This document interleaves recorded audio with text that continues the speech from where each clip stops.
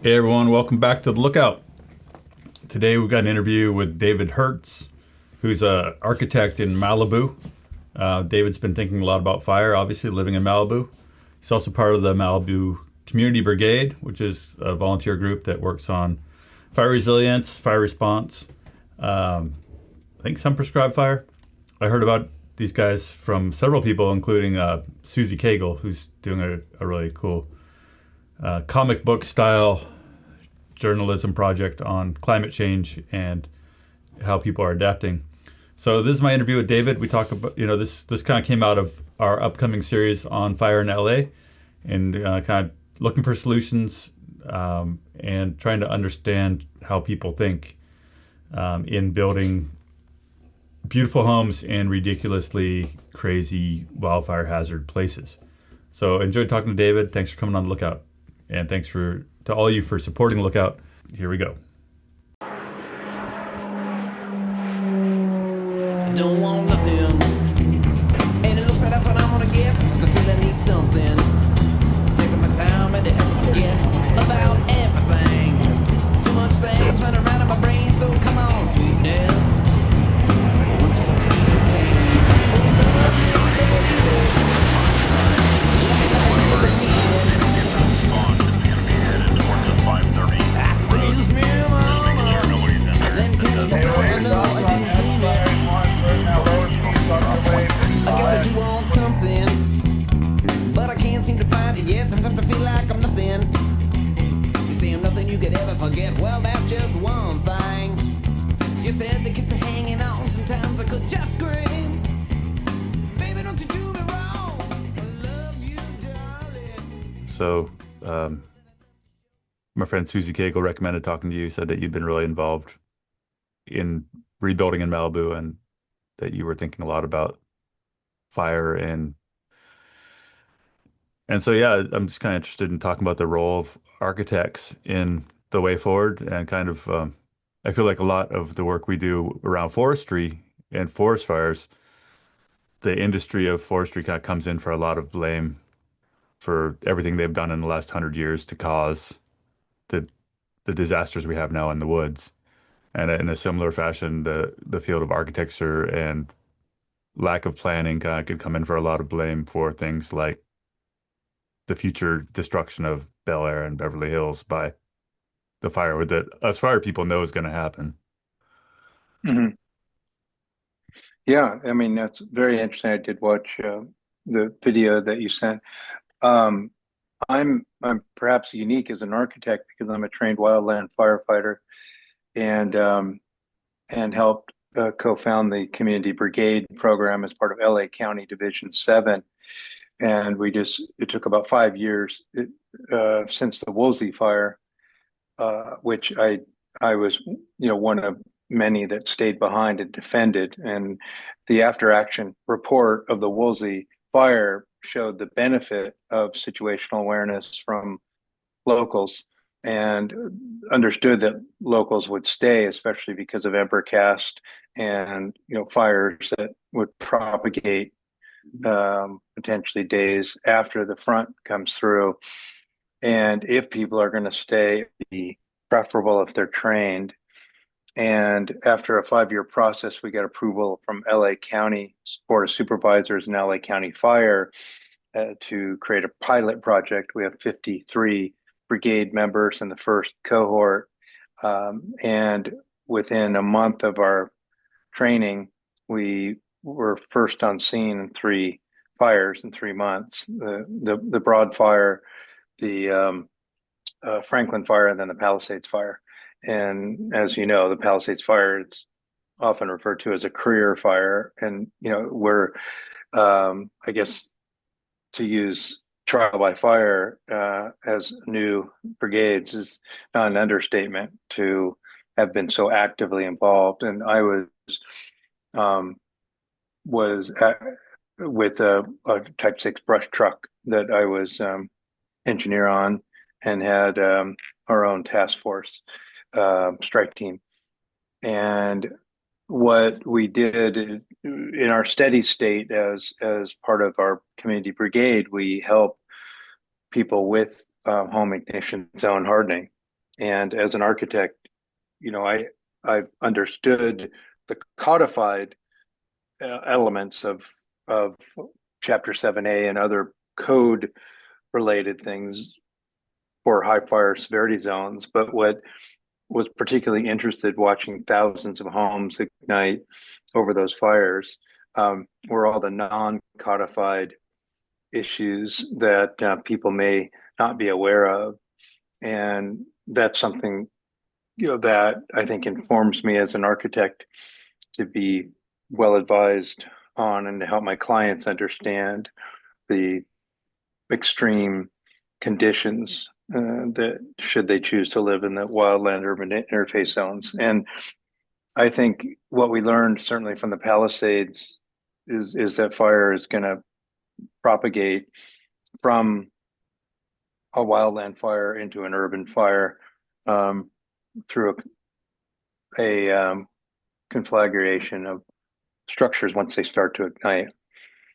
So I think that's interesting. I'm currently working with the Community Brigade. I've developed a program called Defend, DFND, and it's an AI agent-based scanning tool to review plans for non-codified fire risk. And it's offered for free by the Community Brigade to homeowners that are considering rebuilding that might not have things that will come up in the building review process. Okay. So some of those basically physically you scan the blueprints and it actually goes, the robot kind of looks for things that are missing. Correct. We take best practices from around the world, input data that we have of watch outs, no goes, hazards, the things that would not be in the code. So, for instance, railroad ties, the things in the landscape. I was on one project with mop up 10 days after the fire front moved through, and railroad ties still on fire. Right. Propagating fire from the landscape into the structure. We know things like wooden fences that are perfect wicks that bring the fire to the house. But even things that I didn't fully anticipate, just from the radiant heat energy, breaking non-tempered windows, Right. melting vinyl windows to where the whole window just falls out Right. in a puddle of, those are not necessarily things that are in the code. Mhm. And things that are not in the code, it doesn't necessarily say don't have a deck that connects to the house or a trellis that connects to the house. I mean, they're obvious things, Right. but they're not in the code. And if people rebuild and they use the same level of thinking that created the problem in the first place, then this will just happen again. People get lulled into a false sense of security. I think both in terms of thinking that first responders can actually address fires of this magnitude, and we certainly know that we're having more extreme weather conditions that with significant change to planetary systems, and we've lived in a remarkably equitable landscape, but it's always been known, especially Santa Monica, as it's really the mecca of extreme fire conditions. So if you have extreme planetary system change, then obviously you're going to have an intensification of extreme fire weather.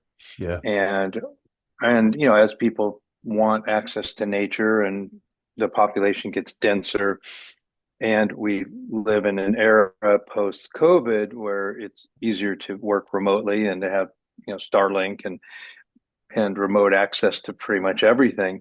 The idea of people living more in the wildland urban interface is increasing.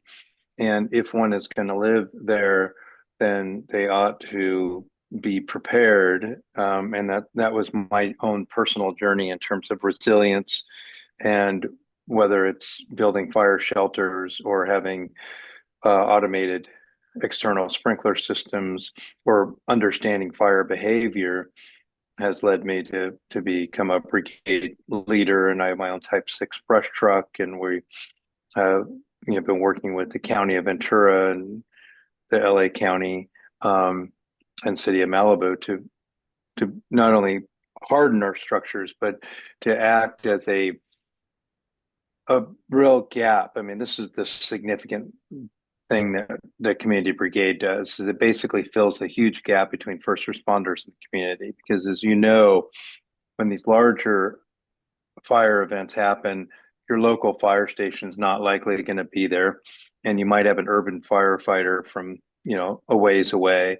And without experience working in the Santa Monica Mountains in particular, that's a serious risk that most Um, firefighters are not going to take, especially if they don't know if that road is dead end, if there's water, So having a kind of a network of beacon boxes that we've been responsible for generating to give situational awareness, on the ground, but then to have a brigade members there, ideally, to help people harden their home, be their own heroes, to help protect themselves and their neighbors is the first thing that we could do. right. But before an event, we help with the evacuations and preparation, and we did that in all three of these fires, particularly the Franklin. We were very effective in the Palisades, very effective at evacuating people that first responders that didn't have a connection to the community were not able to do. And Right. part of that is if your neighbor knows that you're a volunteer and you're a neighbor, and they may more easily leave because they feel like you've got a personal commitment to helping, but also to stay during the potential looting and opportunists that precede a fire. People that do stay are cut off, and so we provide not only a role to try to encourage as much evacuation as possible, but for those that stay, we end up providing essential services during that time. And then I moved from active mop up and triage to incident command, where I was a rep, the association rep of the community brigade, to all the other agencies. So do you see the And brigades as kind of being a kind of a rollout of, the Australians had their stay and defend policy for years, and then that kind of took a hit with their Black Sunday and massive civilian casualties. But there's been, always a major resistance to a stay and defend kind of approach in the States. Do you think that the brigades are kind of a way that that is kind of rolling out in a kind of more um, educated and legit fashion? yeah, there's a big difference between just stay and defend of a civilian and a trained wildland firefighter with the resources of of and training, and that's the difference. And there, so it's an interesting hybrid between a first responder and just a community member. Yeah, we're seeing that And here we're with our mhm. PBAs, just that indirectly through training, we've put a lot of people, a lot of civilians through the basic 32 here and given them some torch time. And even though they're not necessarily organized as a brigade, during the park fire, a lot of the locals had new skills to run pumps, to appraise fire behavior, to talk on the radio. And I think, that's been one of the big benefits of this investment that CAL FIRE's been making in the community burning movement is just that ancillary benefit of people knowing how to behave around fire. I think it's essential as we enter into this pyrocene era, certainly, So coming and back to architecture, how we try to balance the built environment with the natural yeah, so is critical. coming back to architecture. So, being a Northern California person, I'd never really seen Bel Air, Beverly Hills, and I think my first takeaway was like, wow, the architecture and landscaping are one and the same here. And as a enormous amount of work has been done here on that particular hedge. Someone has been pruning that hedge for 60 years. There's probably, $500,000 of, labor just invested in that one shrub there. Um, so how do we kind of pivot? In some of these places, the lots are so small, the homes are in such steep locations.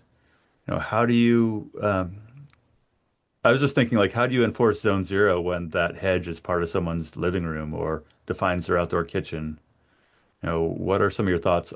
And a lot of the stuff, I think it's like, well, it's not going to change until the home burns down and we have a kind of blank slate. But then you see Palisades, homes have burned down, people are rebuilding the exact same configuration, or they're limited by their lot size and the density of the homes.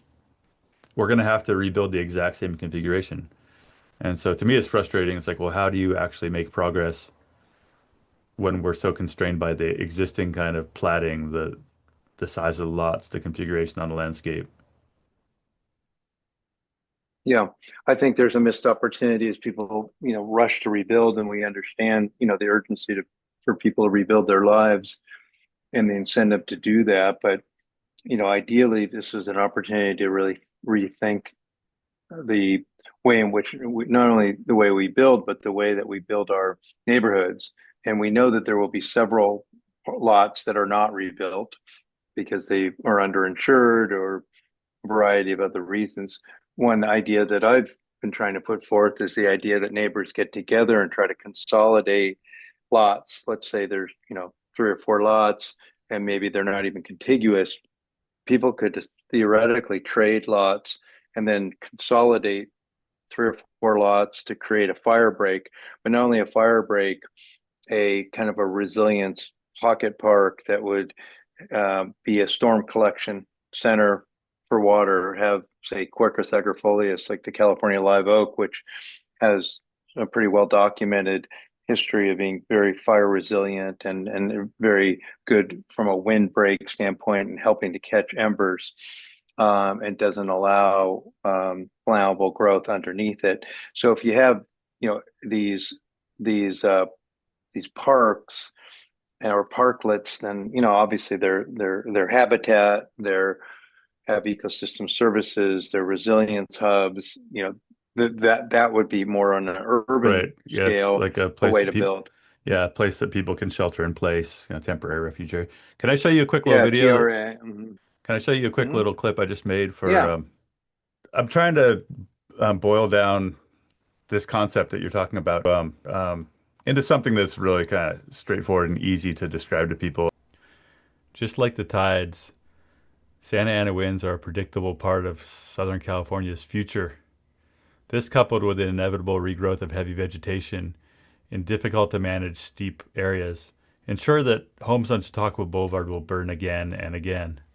As we spend billions of dollars to clean up the landscape, why not reimagine the most fire-prone parcels as something that won't burn, like a park, a greenway, a soccer field, a fuel break we can actually manage, a place we can keep vegetation low for many different reasons, not least of which is keeping fire out of the rest of the city.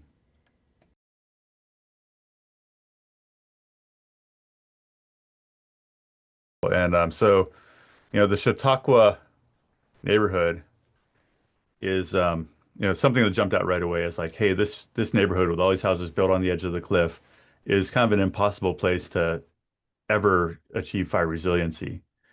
And so I made this little video here just to kind of try to boil it down. I'm just talking about how we're spending billions of dollars to clean up Palisades. And so why Hmm. not turn this whole edge into a park? Hmm. And Oh, that okay. and that it would actually, Hmm. it's if we want to talk about fuel breaks, rather than try to manage vegetation on this, 80% slope that's perfectly aligned with the Santa Ana winds, why Right. not have a frisbee golf course or soccer field or something that's a real community asset? It's also a buffer from Right. the Fuel break. wind induced and topographically Yeah. induced It's fire coming. coming up that Rivas Canyon. Yeah. So that's part of, Yeah, so it's yeah. these are great ideas. I mean, I think, you're competing against, people's rush to just,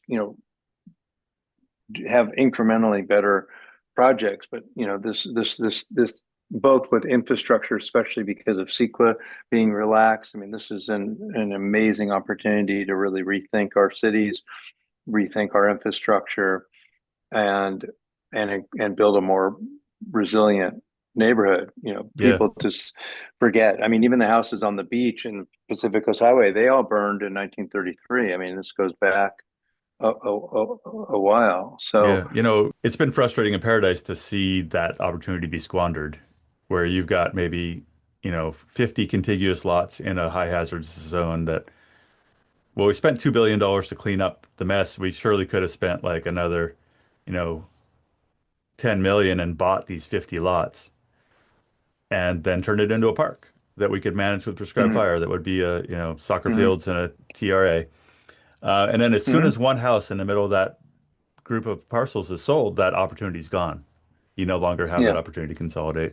And I think one thing that's Yeah. happened here that is that the increase in building costs and COVID and everything else and the raising interest rates has kind of slowed a lot of that stuff anyway. But there was nothing bureaucratic. Yeah. It's quite the opposite. The city measures post-fire success in the number of building permits they can issue as fast as possible. Mhm. Right. Yeah. It's a perverse incentive to just keep doing the way we used to do things. And we really need to ultimately change the way that we've done things. And whether that's I mean, there's all the land and legal issues of, administrative takings and other things, managed retreats. But really some of these things should be managed retreats at this point because it's we know where those areas of risk are. And I think there's a lot of questions about, is the Coast Highway going to be rebuilt? I mean, all those houses that were built in the 60s and 70s are mostly illegal, additions and non-permitted and sea level rise and no place to put the septic and between the erosion happening on the land side and the ocean side.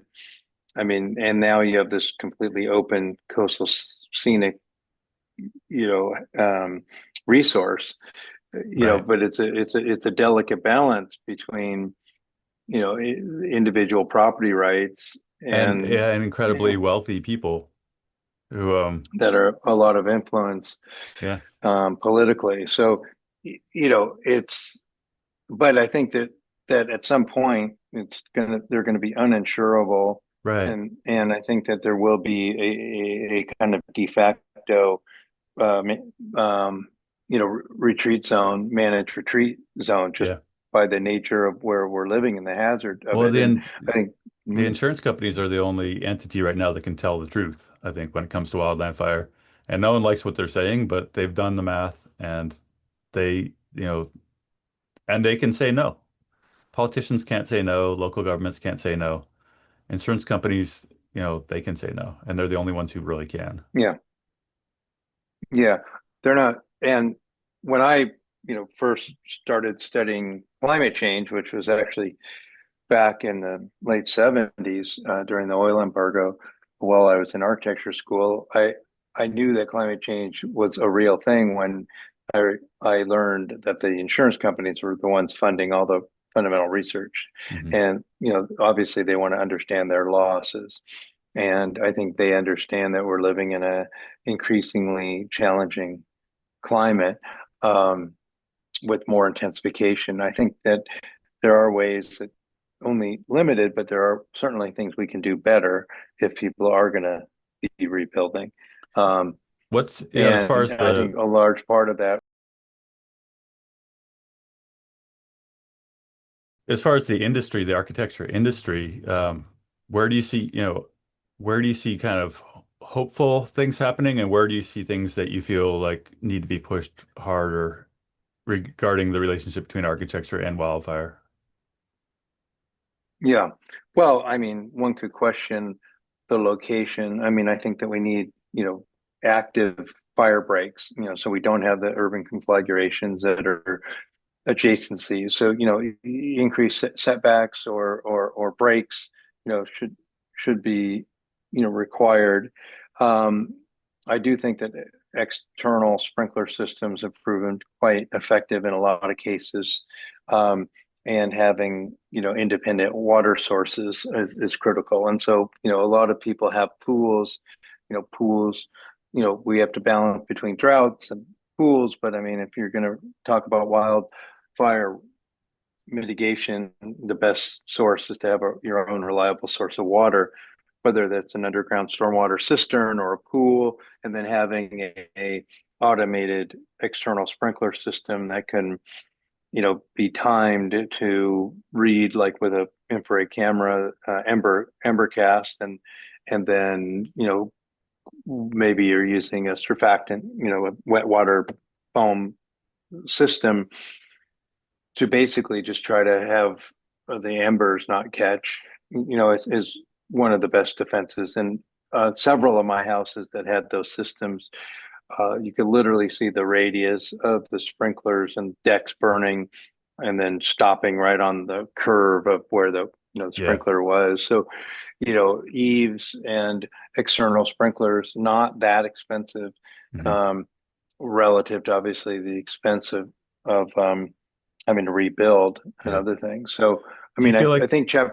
do you Mhm. feel like the field of architecture, do you feel like it's been slow to really respond to the magnitude of the threat as far as new homes being built in, still in really dangerous locations? So the building industry is an incredibly slow-moving, risk-adverse industry. We're 50 years behind in terms of catching up to technology, and there's a lot of competing interest, between unions, between industry, between standards, the codes. It's incredibly slow moving, and we need to move faster, and we need to be more nimble and inherently have redundancy. Those are tenets of resilience. And, we never really achieved sustainability. And now we have the resilience imperative is, before us. And unfortunately, I just think the industry moves too slowly. It doesn't mean that there aren't voluntary measures. And that's part of what we're helping to do. And I think things like community-based brigades is is helpful, but it's still a band-aid solution if you fundamentally don't have proper planning or proper architecture Yeah, yeah, you're that asking people understands. And to. a lot of what we mhm. Yeah, and I think of that from a private company standpoint. The company that I sold my company to has private fire engines, and they've gotten a lot of interest from, wineries in Sonoma County and Napa to bring in private resources during fires. And what we would tell them was, we'll do that, but you need to spend $500,000 first making this place something we can actually defend. We're not just going to roll in with an engine when this place is on fire, and risk our lives because you've got a mid-slope house surrounded with thickets of manzanita. Like, let's talk first about vegetation management. Let's talk first about sprinkler systems. After you do all those other steps, yes, we're willing to, fight something that where the odds are actually finally in our favor. Right. And I think people need to understand, we're in a whole different era. I mean, with the dismantling of FEMA, the the general sense that the people are coming.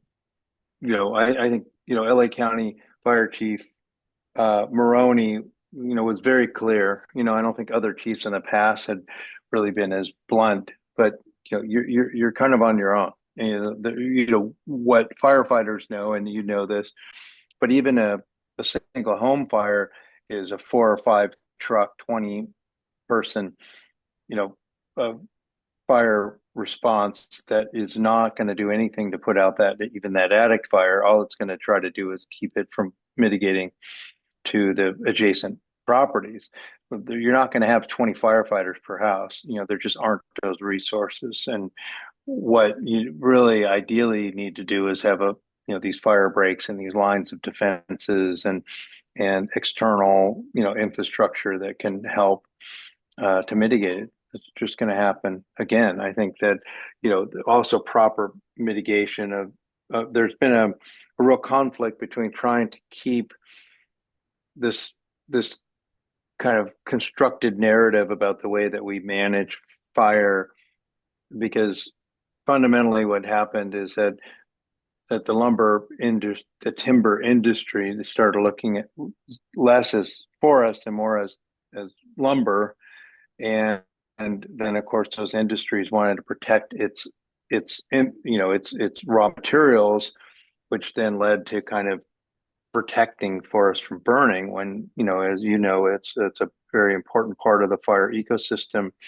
and regenerative process of the ecosystem. So I think, the pendulum almost swung to a point where habitat, or what we call it ESHA, like environmentally sensitive habitat area, has gotten, there's been no management of it. And that's what's led to mega fires is the lack of management of having these more controlled burns or smaller incidents, which has Yeah. always happened. I mean, the Chumash Indians that inhabited the Santa Monica Mountains, I mean, they knew that they were going to burn. And in fact, they burned every single time they moved.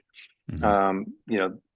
So they understood fire ecology, better than we do. I think that we just become really disconnected with the impact of nature, Yeah. and people just have short-term memories, and they just build in areas they really shouldn't build, or they don't build defensively enough. And One thing that comes up a lot, in our work, and one thing we saw a lot in these neighborhoods on our bike tour is just the lack of access for management, and in these, I think a lot of, trying to retrofit a car-centered suburb for bike travel.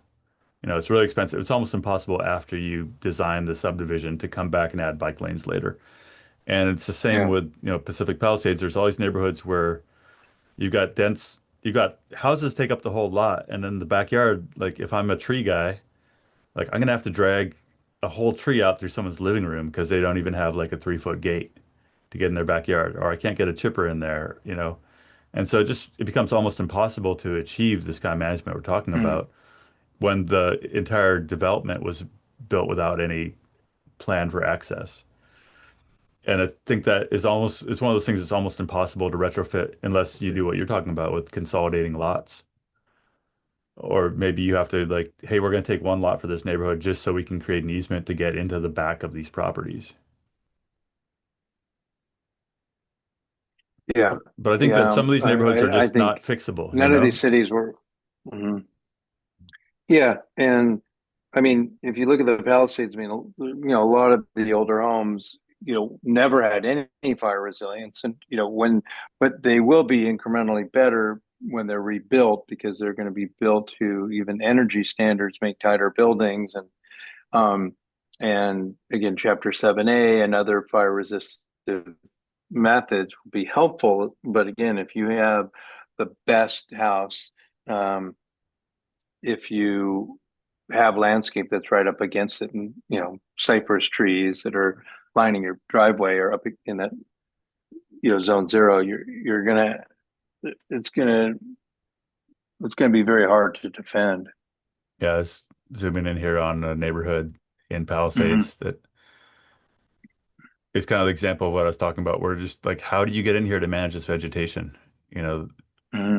if you look at what this looked like before the fire, it was, you know what it looked like. Yeah, well, that these riparian habitats are, that's where the wind blows, and that's where the water goes, and that's where the nature is most abundant. And and the Woolsey fire, that's where they all ran right into Point Doom, right to the beach. Yeah, So the it's we everybody wants landscape, but I mean, this the landscape is the issue. I mean, and you look at the density of the houses, you look at the topography, and as you know, with fire, exactly, it's where the wind is going to blow, it's where the fire's going to go. Yeah, we went to the origin of the Palisades fire and looked down, and it's just, it looks straight down these canyons. Like it Yeah. was, and kind of, I was looking at this fire, like the morning it started, I was looking at the webcams, I was looking at the topography, and before it even got to the town, it's like, well, that neighborhood is toast. So, Yeah, it's going to the ocean. gonna go to Bel Air real quick. I think, Yeah, you I mean, know, I remember the Bel Air fire that that hasn't burned in a long time. Topanga is the other area that I think most of us have a lot of concerns about a mass casualty event, because it hasn't burned in 80 plus years, and yeah, the community has been very, very resistant to any form of controlled management, and you can't evacuate that number of people in as short a time. yeah. If there's going to be a new start, upwind in the Santa Ana event with 100-mile-an-hour wind and single digit humidity, with that So, level of fuel, yeah, um, yeah. This is with Beverly one Glen. exit basically. This is Beverly Glen Road Boulevard. And so on our bike trip, Hmm. we kind of went to the Beverly Glen Market, and then we Yeah. kind of snuck up onto the top here and checked out some of these amazing Hmm. homes. And I think, I mean, some of these compounds are enormous, but if you have a customer that calls you who owns a place like this one and says, "What should I do here?" You know, what are some of the tools in your toolbox for kind of replacing that zone zero vegetation with other beautiful objects? Well, I mean, I think you're really only talking about, I mean, most effective is even just at 0 to 5 in that immediate, zone. And, that there are certainly techniques that you can use. I mean, even kind of Japanese inspired rock gardens and other things that are in that immediate zone. It doesn't preclude you from having landscape as long as it's further out of that zone and then the right type of landscape. As I mentioned, there's a lot of cases where oak trees have proven to be very, very beneficial. Whereas, obviously, eucalyptus tree, I mean, palm trees are notoriously difficult. Cypress that are the amongst the worst, pine trees that are basically just throwing flaming hand grenades. I mean, I personally witnessed a large palm tree on fire in the wind with it moving back and forth, and eventually it just broke off and flew like a catapult, and landed on and took out three houses at once, and just started, Yeah. another fire.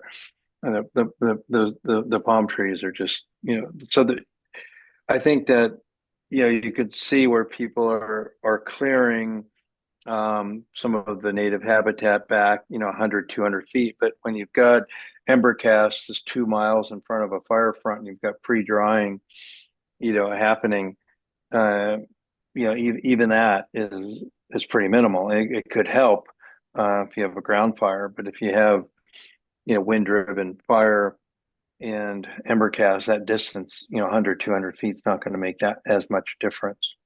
So when we look at, say, like Beverly Glen Boulevard here, Hmm. like to me, it seems like it's not going to happen as far as like retrofitting this to be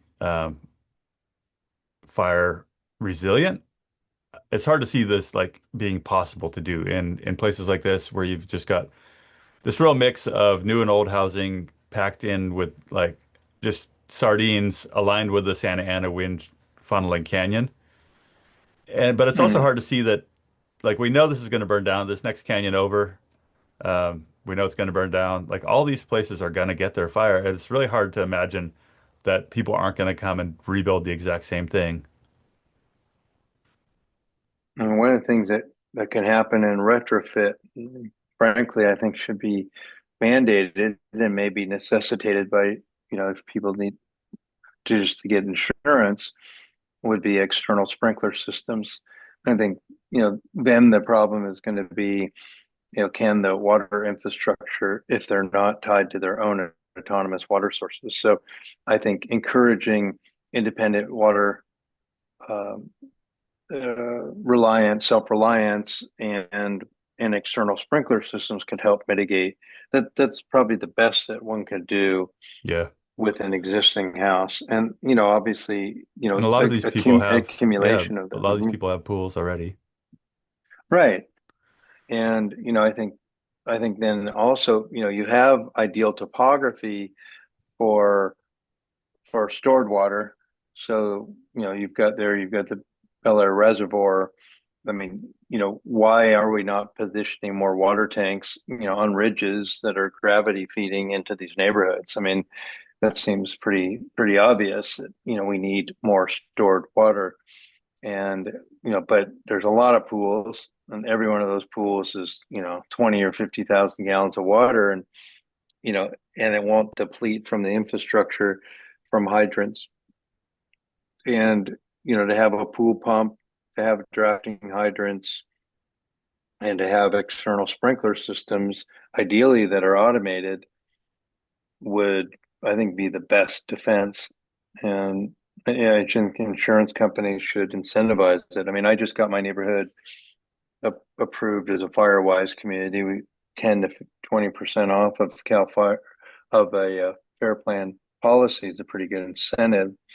So, you've got the carrot and you've got the stick approach to this.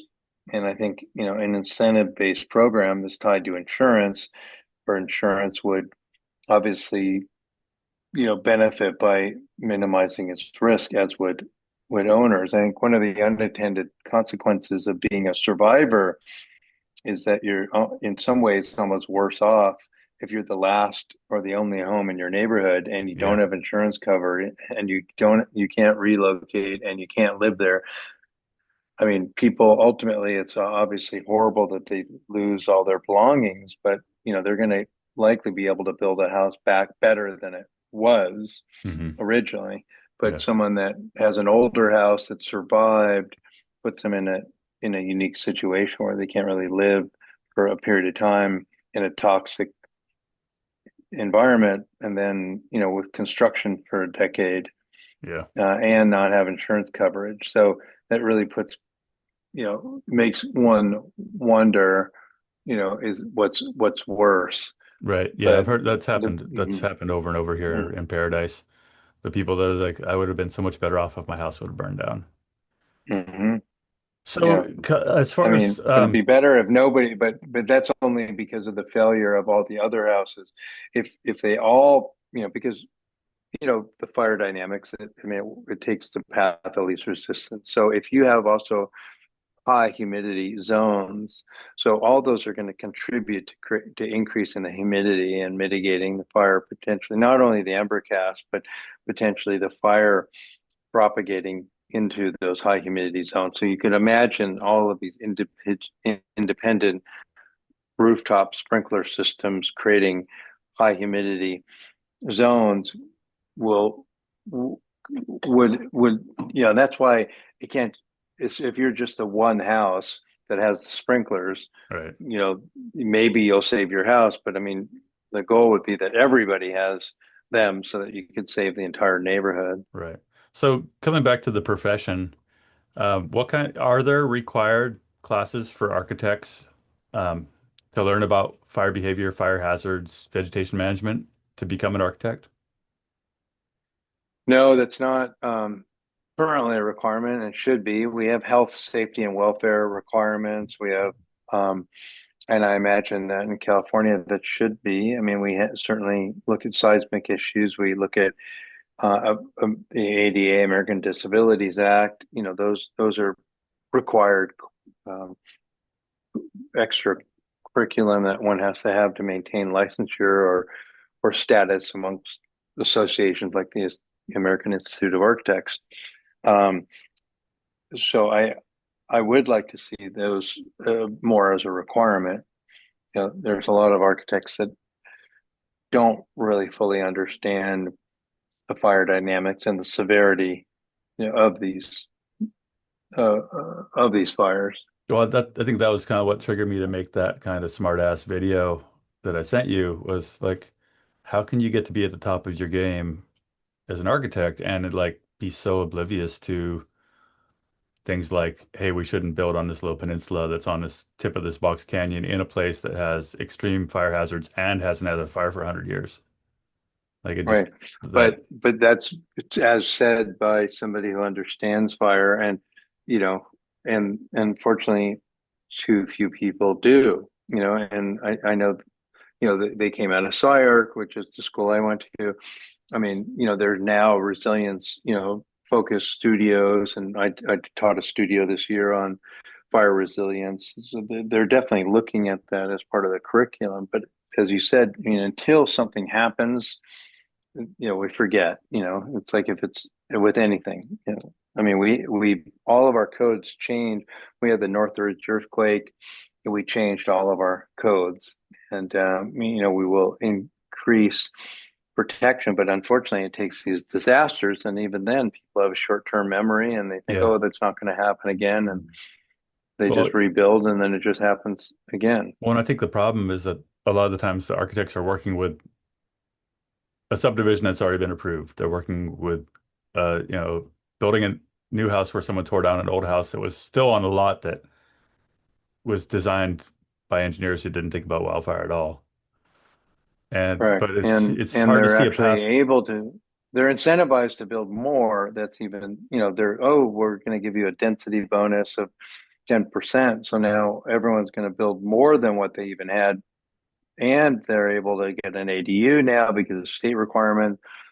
So it's actually, yes, they'll be built better, with more fire resilient materials and so forth, but you're increasing the density, Hmm. not decreasing the density, unless you aggregate these lots and create these fire breaks, which I really think neighborhoods should think about that. And I think that CCNRs could. I'm consulting in one neighborhood in the Palisades that has enforceable CCNRs, and they, and I made a recommendation, like it should be completely not allowed to have any railroad ties or wood fences, Yeah. or these types of land. They can mandate that in their CCNRs Yeah. for the Well, community. And this is an opportunity to really rethink uh, that whole community. And, it was so I interesting. think more and more robust CCNRs could be helpful. Yeah. And, if people don't, there's always going to be one neighbor. You're only as good as your neighbor. And there's Right. always going to be that one neighbor who doesn't care. Um, and that compromises everybody. Yeah, it's kind of interesting looking at Altadena, the edges of Altadena. There was some pretty rural kind of hillbilly shit going on kind of in the edges of Altadena. And um and I'm broadcasting from a shed in my backyard right now. And I've got a lot of sheds on a small lot in Chico because I'm a hillbilly at heart. But when you think of that hardening and the resilience, it's like, well, everything you build on your property, the woodshed's got hardy backer. Your doghouse should be built with a hardy backer. Your little boat shed, like anything that you're going to build actually needs to be hardened or my shed's going to catch on fire and it's radiant heat's going to burn my neighbor's house down, you know? Yeah. Yeah. Ideally. I mean, they should all be, but it's the embers that are getting into the structures, more than the ground fire. And unless your neighbor's house is on fire, then that radiant heat is catching your house on fire. Yeah. The embers is the biggest issue, we Yeah. certainly found. And, and having the venting and having, things that from the landscape that are attached to the house is the biggest weakness. Yeah. But even then, I would go through a neighborhood with my truck, and we'd be trying to gain situational awareness about what we could defend and what houses were no-go zones. And it's a big wide street with sidewalks with green lawns and new houses and all stucco and no landscape up against it. And then versus that, 1950s post and beam, surrounded by railroad ties, eucalyptus grove. I mean, that's gone. Yeah. We're not touching it. Well, the eucalyptus grove house survived in the whole neighborhood that you thought was defensible wasn't. And Totally. it's somebody leaving in a panic, one window open, it's a broom, it's a doormat. There's just one point of vulnerability. Yeah. Yeah. And And even like the you most said, it might be defensible the house. bark, it might be the landscaping bark 3 days later. Yeah. Yeah. Yeah. Railroad ties 10 days Yeah. later, Yeah, in the and Paradise, we were doing that erosion mm, control in Paradise, and that was a huge issue. It was just there were all these kind of former retaining walls that were now just gonna slump off in the first rain because, mhm. someone's big stack of railroad ties had burned up. Yeah. And we're seeing that all over Malibu and the Palisades. I mean, all the retaining walls. I mean, even major walls like on the Coast Highway, like supporting the Getty, and this tremendous. What excuse me. What's really interesting is how much of the coastal um, structures, were all wood. Like all the seawalls that are supporting the Coast Highway, all the piles are all wooden piles, and they're completely gone. And now you're looking here. How is it even possible that there was a building here? There's not even any land. All right. And now, because all of those acted as a kind of de facto kind of coastal erosion device, and they're gone. Now the intensification of coastal erosion on the Coast Highway, I think, is significant concern. Yeah. Wow. Well, it's a pretty wild time to be a landlooker, I guess. We're living through it. Yeah, and I mean, I think that we have to. I think being resilient, having nimble, systems that are hyper local that build situational awareness that only locals really have. Really, I think this is the future of being as defensible as one can be. And I think there's what I found with this community brigade is it's also just an incredible way to, meet your neighbors, meet other people, and form these resilient systems. And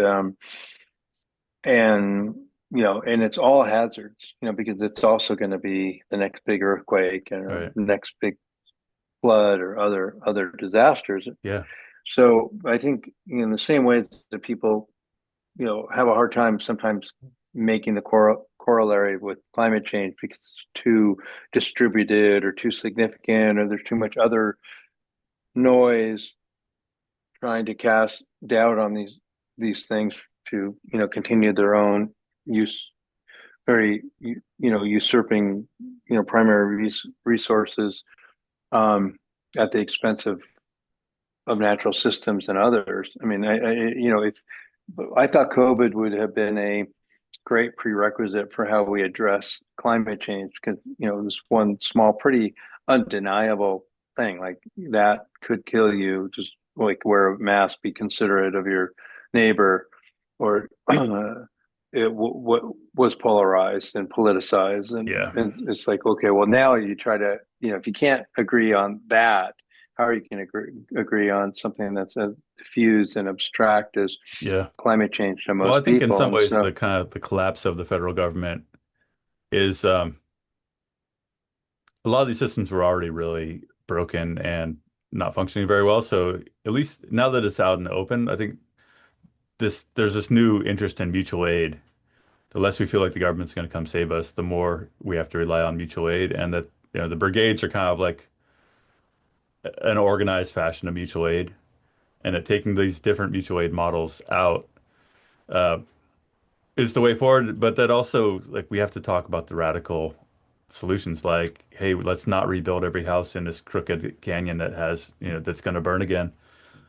And that unless we do that, if we just rebuild these same neighborhoods, it doesn't matter how many brigades you have next time the Santa Ana wind blows, you're still going to lose, if the whole neighborhood is laid out in kind of antagonism of fire, like all we're going to do with the brigades is ask people like you and me to go risk our lives for like kind of fundamentally unsolvable battles.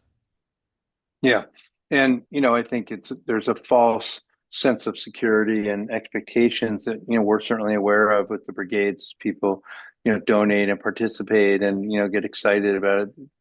We try to say, look, we're not the heroes here. You need to be your own hero. Like, and the way to be your own hero is to make your own home defensible because we're not going to risk our lives to come, to enter a property that where they haven't taken into consideration their own defensiveness. Yeah. That's so. I think that the capital markets will tend to drive this thing, through incentives or if you can't get insurance and your bank is requiring insurance, I mean, it's fundamentally the system is broken, and until there's a way that we could try to understand how to minimize our risk more, it's going to be very, very challenging, and that's essentially what's happening right now. I mean, so many factors are affecting. I mean, I have so many potential clients that want to rebuild and are willing to really rethink, but they're in the second victimization phase. It's one thing to be kind of a victim of a natural disaster or kind of force majeure, but to be a victim, at the hands of insurance companies that aren't, agreeing to pay what they're contracted to pay is challenging. And if you can't get insurance again, and the bank's requiring insurance, then you're pretty much stuck. And there's also, real problems like in Malibu, even since '93 Green Meadows fire and Carbon Canyon, for instance. I'm working on one project, and they haven't updated the infrastructure because the environmental regulations have been so extreme and the bureaucracy has been so constipated that they haven't been able to upgrade the systems. And now people are trying to rebuild, and they're like, we're not going to let you rebuild because you don't have fire flow. Mm-hmm. And they're like, yeah, but we've been trying to get fire flow since the last fire in '93, and now we can't build. So it's it's very challenging, and I Yeah. think that's why Newsom had tried to look at this executive order of at least for infrastructure projects to try to not have to deal with the confines, as well intentioned as they are, of CEQA, to Mm-hmm. help expedite these basic infrastructure. And personally, I think having water sources, independent water sources, the topography is so favorable for stored water on these ridges. Um, I'm currently looking at a system of these 20,000 gallon, basically, truck trailers that are used for collecting uh, grease, from restaurants, Yeah. and they're um, they're easily transportable. They're on wheels. Why are those not more strategically placed, on ridge lines and fire roads, and give access to water? It's a major concern. Mm-hmm. Um, so I think having more robust water infrastructure will certainly help, but Yeah. it As long as has to it's be as all long of as it's those not things. kind of green lighting more development in super crazy hazardous places that where the water isn't really going to help out on that day that you still have to cut the brush, right? Like even if you have sprinklers and everything else, if your house, I think one of the problems I've seen in my career, I worked on the Cedar Fire in 2003, where you've got all these developments that are built where there's not enough room on the lot to have the flame impingement zone not pointed straight at the house, and then everyone wants to build right on the edge of the cliff anyway. But that in some of these neighborhoods, like unless we replat them, there's no way to build a house that isn't just going to be eating fire coming straight up the hill from below. Right. Yeah. And those are, widow makers. I mean, just people don't fully appreciate how dangerous that is. Just not even the fire, just the heat, that's Yeah. coming up those canyons, will kill you before you even, smell smoke. Yeah. We, But we I talk think about that's like part of we, what you could do from an urban standpoint, right? Like you're showing, hey, that's a beautiful park. It's a community park. Um, that's what we're going to have as a big fire break. It's just that how you do that without it being a taking, and how it's just so challenging in terms of our. it's just nigh impossible, but I figure we might as well talk about it and say, well, this is what you should do. Not like I have no illusion that it'll ever happen. Um, it's far out, but I feel like, science fiction becomes reality in general. So let's not confine ourselves. Let's not confine the conversation to what's politically feasible in the moment. Mhm. Yeah, I agree. But I also think that there's going to be some, there will be a lot of vacant lots, for a long time, Yeah. already. So, it's a question of, would there be a fund or a group of neighbors that can get together and, preserve those? If they could. Right now, the economics are not really working for developers to come in and buy these lots as people thought, because if there's no conceivable outcome that these lots can get insured, the developer, not only the combination of interest rates and a dwindling labor source, that are being deported, there's a lot of factors that are leaving these lots undeveloped. And I think, in a way, wouldn't it be great if there was some kind of fund or some kind of support to preserve those lots as being open, and then let them kind of evolve as these natural habitats and fire breaks and water storage. I really think that those can have the biggest impact in a neighborhood. So what about the fires kind of being an impetus for new urbanism, for looking at living in nice apartments in an urban core that's walkable? Like, do you see an opportunity here? Like all these people that got burnt out of Palisades have money and could afford probably a really nice luxury apartment somewhere. Do you see any push in that direction of like, hey, let's move out of the hills and build apartment towers in Hollywood or somewhere that's already kind of nice and urban and hip?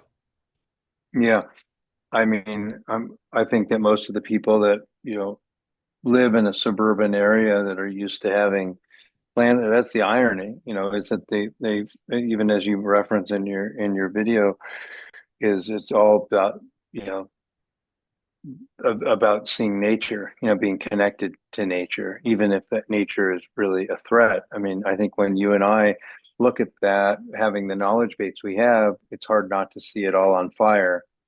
But other people are just seeing it purely as green, and I think it's going to be very challenging for people that have a notion of domesticity that's based upon a kind of suburban ideal, Hmm. which the Palisades was, in so many ways that it's going to be hard to have that mental shift, One of and I think the people want access to nature and they want trees and they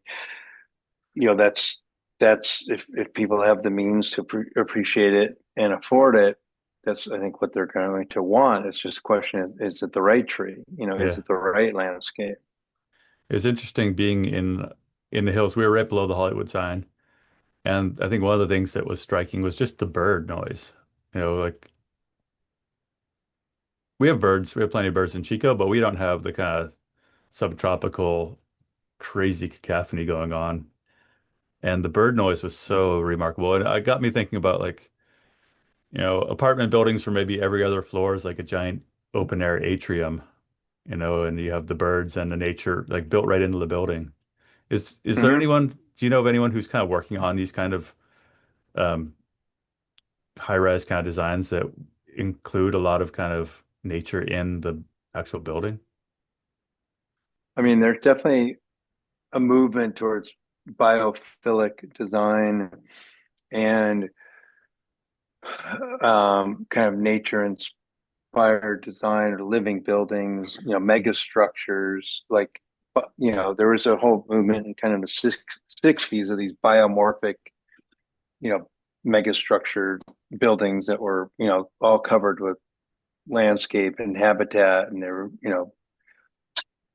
butterfly, habitats and, edible gardens and those. I mean, but, also that that can is not necessarily the most defensible thing either if you're going to cover your entire building with the plants that Vegetation. were yeah. You're And fighting that's what's fighting happening in the wildland urban fire on the forest, 15th floor.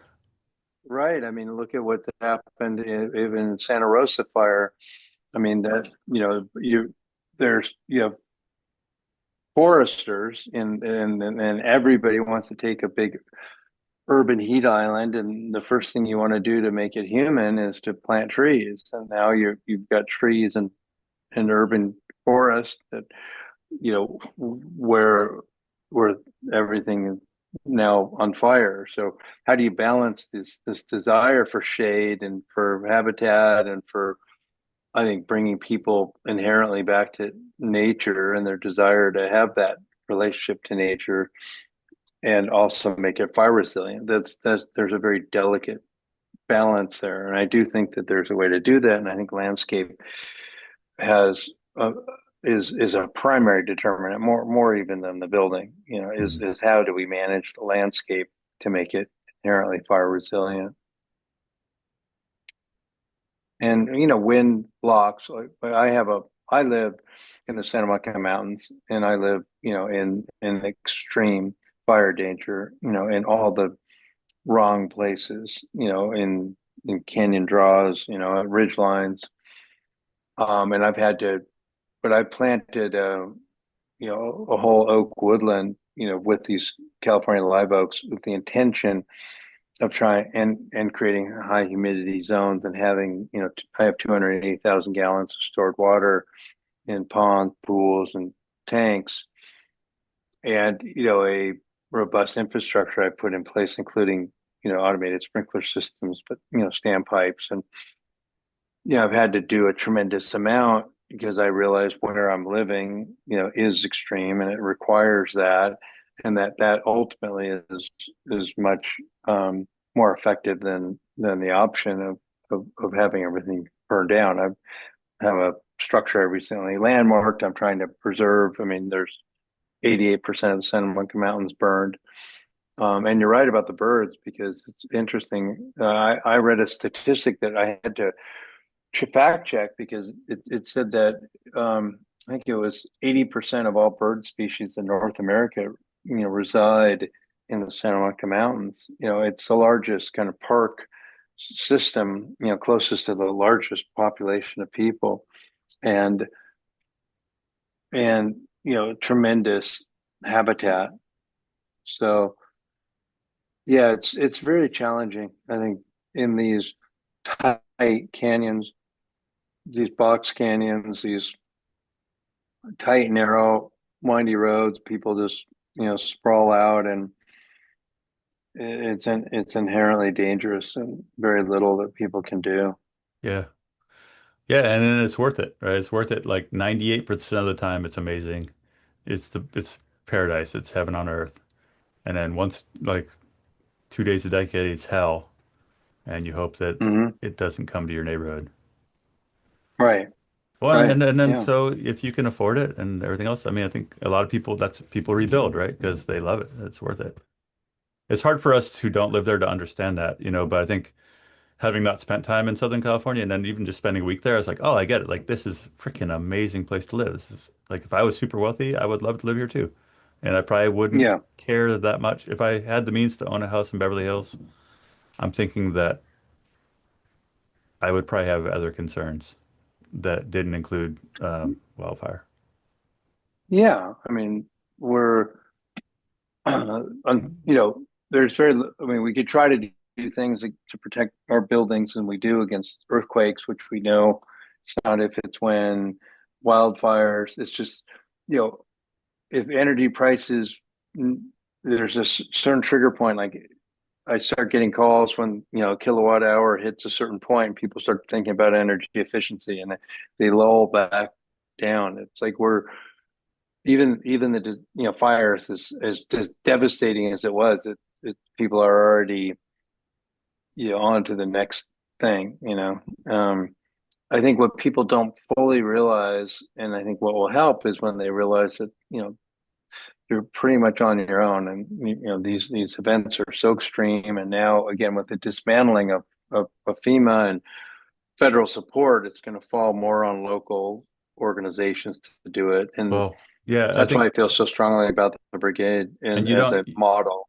yeah, and you don't realize that you're underinsured until you need it, right? That Right. was something that struck me about being out there in Beverly Glen with Denny O'Neill, who was a retired home hardening chief for CAL FIRE. He said, every house we see right here is on the fair plan, and every single one of them has no idea how underinsured they are. Yeah, and that's assuming that I mean, there's a one thinks that even if you max out a fair plan at 3 million, that you're going to get 3 million, but when you get, 25% of that, that's a different story. And fair plan was never set up to handle these number of insured. I mean, Yeah. it was a insurance of last resort, and it's funded by market rate insurance companies that are admitted carriers, but because the insurance companies, they're all affected by all of that. People don't understand, the entire insurance market is affected by reinsurance. So if there's a flood in Spain and a fire in California, they all affect insurance. It's not just, oh well, it's this fire insurance, and we're everything is more extreme, and how we build, and it may not necessarily be that, everybody living in cities doesn't, doesn't necessarily help either because density create, a lot of it concentrates, disasters when you're talking about, propagation of fire or seismic issues or urban, you know, I mean, you just look at the trade towers. I mean, there's a lot of consolidation in one area creates a lot of vulnerability. Hmm. So, I mean, I think they're just really challenging times to how do you kind of balance the built environment with the natural environment in a more extreme world? And I think it all comes down to resilience, having nimble systems that are have a lot of redundancy and could react quickly. And unfortunately, the building industry is not that quick moving, so it's going to rely on individuals to do that. Yeah. Yeah, and we came down to LA. We weren't looking for solutions. It's easy to point out the problem. We didn't come there with any illusions that we had any real solutions. We have advice. Fix your gutters, rake your leaves, but we're also there to look at the structural problems, to look at the kind of intractable parts of the puzzle and shine a light on Mm-hmm. those, just so we can continue to have these conversations. Yeah. Well, thanks for your And, time. It's been great I talking to think, you. yeah, sure. Yeah, happy to help. And I look forward to seeing what you put together. Important subjects. Thanks. Yeah, if I'm down in LA, I'd love to see some of your projects sometime. Yeah, look me out. I was, I've grown up in far Northern California, and I spent the first 50 years of my life thinking LA sucked for some reason. And then I got down there, I spent a week there. I was like, like, how did I, how did I not hear that LA was awesome? Like, why have I not really explored LA until I was 50? Yeah, there's always that competitiveness between Northern California and Southern California that persists. Yeah, But yeah, California is an amazing state in general in terms of where people can live. But yeah, there's so many amazing things. I mean, to live like in say one of those canyons and have this the beautiful aspect of nature and feel so far away and be 10 minutes from the city, very appealing. A yeah, lot of people, and each one of those canyons is its own cultural microcosm, and yeah. 10 minutes from the and best coffee in the world, right? that's right, yeah, and that's where you have Laurel Canyon. I mean, you've got entire birth of major music scenes and cultures, that spawn from these canyons. Yeah. So there's the we also look at those canyons as death traps and fire, and most, like you said, most of the time people are looking at all the other benefits. It would be a perfect world if we could do both. Yeah. Well, until then, thanks talking to me. Okay, you take care. All right. See you later. Okay, bye.